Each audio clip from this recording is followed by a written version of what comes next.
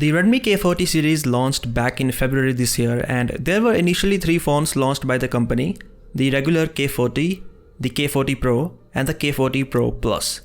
Later we got the Poco F3 in the global market, which was just a rebrand of Redmi K40. There was also the Redmi K40 Gaming Edition, which launched as the Poco F3 GT in India. Now Redmi is working on the Redmi K50 series, and this time as well there are 3 phones: the Redmi K50, the Redmi K50 Pro, and finally the Redmi K50 Pro Plus. While the launch is still a few months away, we have got a couple of specifications of these phones. These specifications were shared by a user on Weibo, so you should consider them with a pinch of salt. Speaking of the highest end Redmi K50 Pro Plus, it is set to launch with the Snapdragon 898 chipset, which Qualcomm has not yet launched. And it is also going to have 100-watt charging, something that is first for any phone from Redmi.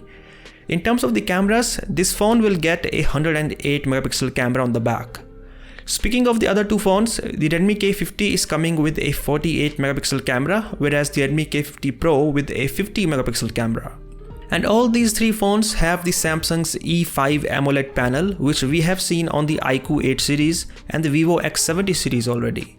The Redmi K50 Pro is also said to have the Snapdragon 888, but there is no information for the chipset that powers the vanilla K50. One interesting thing is that the Redmi K50 series is said to have IP68 certification. Now even if this is true, then I don't think that all the models under this series are going to have that. Most probably only the highest end Redmi K50 Pro Plus is coming with IP68 rating. So yeah, these are the couple of features of Redmi K50 series that were shared by various sources.